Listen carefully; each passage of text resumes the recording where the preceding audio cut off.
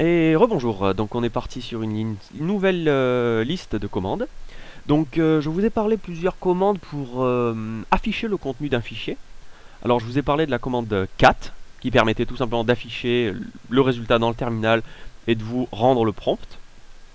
Euh, Ensuite je vous ai montré la commande more qui permettait donc d'afficher un fichier page par page. Et la commande less qui permet d'afficher un fichier ligne par ligne, et avec les flèches ça vous permet de vous déplacer d'un point à l'autre. Voilà. Donc petit rappel rapide, je voulais vous parler de deux autres donc commandes pour afficher le contenu.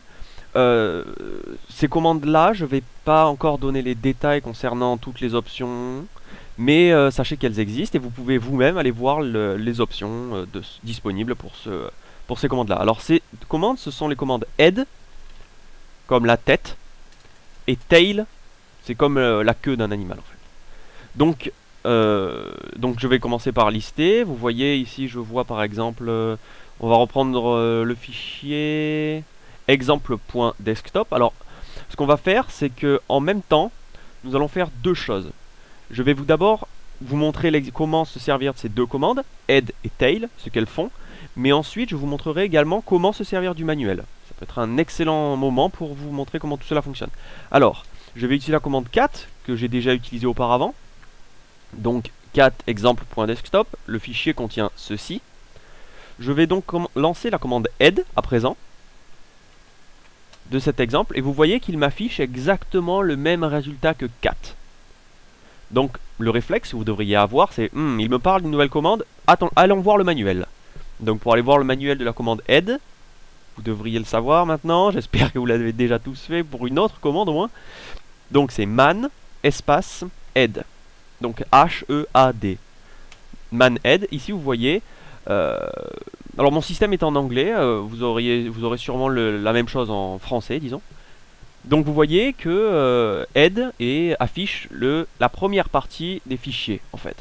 C'est-à-dire qu'il va afficher le début d'un fichier. Et tail, vous l'aurez compris, affiche la fin d'un fichier. Les premières lignes, disons. Vous voyez, par défaut, il affiche les 10 premières lignes de fichiers donnés en argument. C'est-à-dire, head, le fichier exemple que j'ai donné, affichera les 10 premières lignes de ce fichier. Bon, si mon fichier fait moins de 10 lignes, il affichera tout le contenu, comme il vient de le faire. Alors c'est là qu'on va recommencer à regarder dans la catégorie description, pour que vous sachiez un peu vous servir du manuel. Vous avez ici donc il y a plusieurs options comme j'ai parlé. Donc, ici vous avez un "-n" qui dit affiche les k lignes au lieu des 10 premières. C'est-à-dire que si je marque "-n espace 2", il va afficher les 2 premières lignes du fichier. Alors je vous montre comment on se fait. Donc je quitte avec la touche Q et je tape head espace "-n espace 2 espace le nom du fichier. D'accord? Je valide avec la touche entrée et vous voyez qu'il m'affiche les 2 premières lignes du fichier.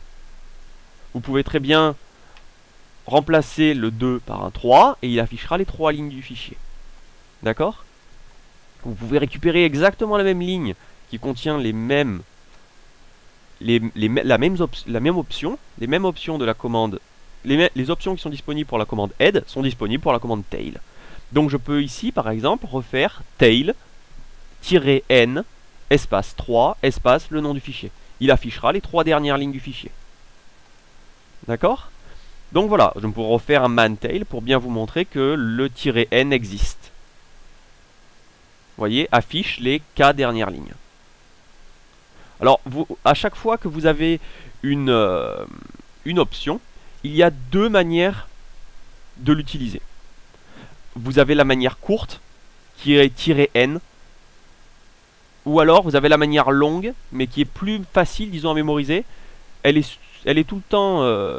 elle commence toujours par 2 tirets, alors que la commande courte commence toujours par un tiret. Vous voyez, "-c, "-f, "-grand F, "-n", et il y a toujours une commande longue, en tout du moins très très souvent, qui est "-lines égale le numéro que vous voulez. C'est-à-dire, vous pouvez très bien écrire head "-lines égale 2 exemple, vous voyez qu'il affiche très bien les deux premières lignes du fichier. Tout comme l'afficherait -n espace 2. Alors après c'est à votre convenance, à votre préférence, si vous préférez utiliser la version longue ou la version courte. L'inconvénient c'est que la version courte n'est pas souvent très facile à retenir, surtout pour certaines commandes qui en contiennent des centaines. Mais certaines sont assez universelles. Donc, bon, c'est-à-dire vous retrouverez souvent les mêmes lettres pour la même chose. Par exemple, le "-v" est très utilisé juste pour avoir plus de renseignements sur une commande. Au lieu d'un affichage normal, il va vous donner beaucoup plus à l'écran. Presque quelque chose d'inutile, disons. Mais dans certains cas, ça peut s'avérer intéressant. Donc voilà, donc comment se servir du manuel, comment voir les options, donc comprendre les descriptions, utiliser les arguments courts ou les arguments longs. Donc voilà, donc j'aimerais terminer avec une dernière commande. Alors, ce que j'aimerais faire, justement, cette fois, pour faire un peu original et changer un peu, c'est la commande TAC. T-A-C. Alors, ce que j'aimerais que vous fassiez, c'est mettre en pause cette vidéo et essayer par vous-même d'aller voir dans le manuel et expliquer et comprendre, tout du moins, ce qu'elle fait. Donc, je vous invite donc à mettre cette vidéo en pause. Maintenant, on va dire. Donc voilà, donc j'imagine que vous avez essayé de comprendre donc l'utilité de cette commande, et si vous avez réussi à faire quelques exemples avec, c'est parfait. Donc je vais vous montrer ce qu'elle fait. Je vais donc lancer tout simplement TAC exemple, et vous voyez ce qu'il m'affiche. En fait, il va m'afficher l'inverse de cat. Il va donc afficher d'abord la dernière ligne, ensuite l'avant-dernière ligne, et tout ça jusqu'à la première ligne du fichier. C'est facile à retenir, c'est en inversant le C et le T, vous passez de cat à TAC, tout simplement. Donc ça peut être utile dans certaines situations, et c'est pour ça que je voulais faire une petite parenthèse sur ça. Voilà, je pense que ça sera tout pour cette vidéo. Et ben voilà, maintenant que vous savez utiliser avec plus de facilité, j'imagine, la commande man, vous pouvez maintenant, en théorie bien évidemment, de votre plein gré, étudier n'importe quelle commande qui vous tombera sous la main. Donc voilà, j'espère que ça vous a plu. À bientôt.